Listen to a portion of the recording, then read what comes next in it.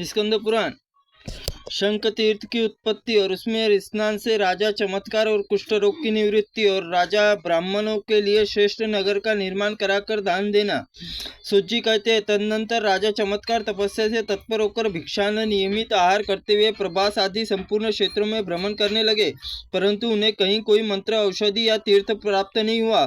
उनके रोग से भली भांति निवारण हो जाए, इससे राजा मन में बड़ा वैराग्य हुआ। वे मनी मन बुद्धि को वश में करने के लिए पुण्य क्षेत्र अकेले रहने लगे।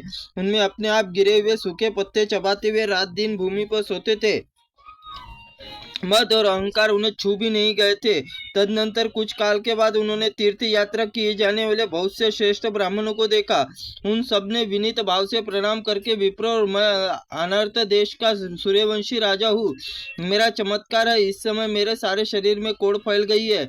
क्या यहाँ ऐसा कोई देव है या मानवीय उपाय है जिससे कुष्ठ रोग शांत हो जाए? यदि है तो आप लोग मुझे बताने की कृपा करें। तब उन दयालु ब्राह्मणों ने नपुश्रेष्ठ, यहाँ पर थोड़ी दूर पर सुप्रसिद्ध शंख तीर्थ है, जिसमें सभी रोगों का नाश करने वाला है। जो मनुष्य रोगग्रस्त, काने, अंधे, मूर्ख और अंगहीन हो या अधिक अंग वाले, कुपुरुष, विकृत मुख वाले और चैत्र मास, कृष्ण पक्ष, अदिति, चैत्र पूर्णिमा, चित्रा नक्षत्र योग में यहाँ स्नान करके उपवास करने के लिए उसी क्षण रहित हो जाते हैं। राजा ने पूछा, विप्रो, शंख तीर्थ ज्ञान मुझे जैसे हो और उसकी उत्पत्ति किस प्रकार हुई, यह सब आप लोग मुझे बताने की कृपा करें।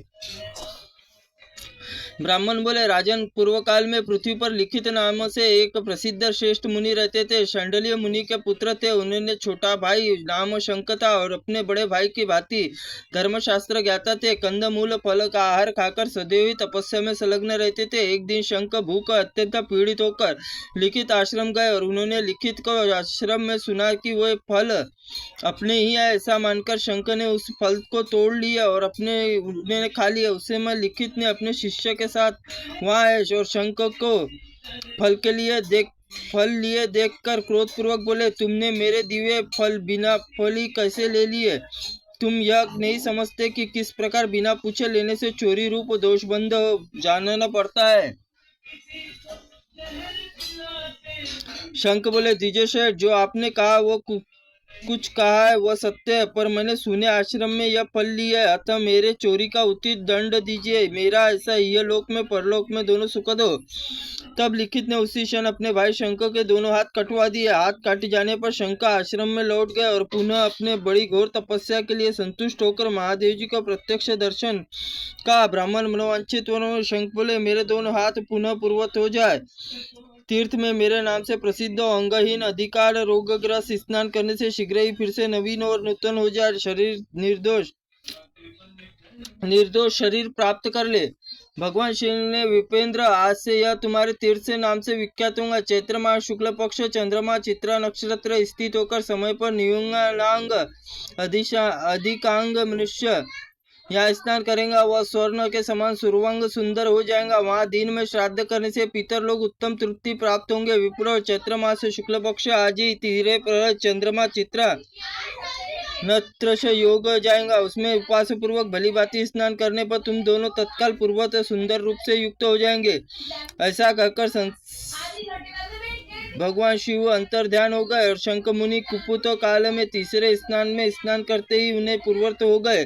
नपुंसक, इसलिए तुम चैत्र शुक्ल पक्ष चंद्रमा चित्रा नक्षत्र स्थित है उसमें तीर्थ स्नान करो। उसमें तुम सब लोगों से मुक्त हो जाएंगे, इसमें तनिक भी संशय नहीं है। इस तीर्थ के लिए समय जो योग बताया गया उसमें प्राप्त होने के साथ ही चलकर तुमको उस तीर्थ में दर्शन कराएंगे। शिव जी कहते हैं, तदनंतर कुछ दिनों बाद ही चैत्र शुक्ल पक्ष आया और चित्रा नक्षत्र चंद्रमा से युग से चतुर्दशी तीर्थी प्राप्त हुई। उसमें राजा हितैषी ब्राह्मण उन्हें साथ लेकर उस समय शंख तीर्थ गए। वहां राजा ने उसके मन में कुष्ठ रोग नाश संकल्पों की बड़ी श्राद्ध हुई। भक्तिपूर्वक विधि स्नान किया। स्नान करते हुए कुष्ठ रोग से मुक्त तेजस्वी और बड़े हर्ष के साथ तीर्थ जल ब्राह्मण कुष्ठ रोग मुक्त हुआ।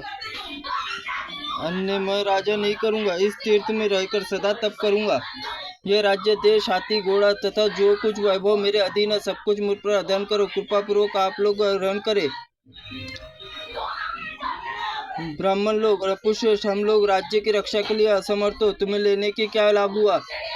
जिस राज्य का बड़ा विल्प मच जाए। पूर्व काल में जगत में परशुराम 21 मृत्यु क्षेत्र में ब्राह्मणों को सौंप दिया, परंतु बलवान क्षत्रियों को समस्त ब्राह्मण तिरस्कार करके अनायास बार बार इसे छीन लिया। राजा ने कहा, विप्र, तपस्या स्थित होकर आप लोग रक्षा करता रहूंगा, अतः इस कार्य में इसमें भय नहीं मानना चाहिए। ब्राह्मण बोले, यदि आपके मन में कुछ देने में दृढ़ श्रद्धा हो, महापुण्य क्षेत्र में श्रेष्ठ नगर का निर्माण करा के उसे दे दो। वह श्रेष्ठ नगर 4 दीवारी में खाई गिरा हुआ, जिसमें सुखपूर्वक तीर्थ स्नान किया है, उसमें सदा लोग वेद स्वाध्याय में तरस पर गृहस्थ पालन करने वाले, अतः गृह आवश्यकता है। यह सुनकर राजा बहुत अच्छा कहकर उसकी आज्ञा बड़े नगर में निर्माण करवाया। नगर के चारों ओर ऊंची 4 दीवारी गहरी खाई कराई।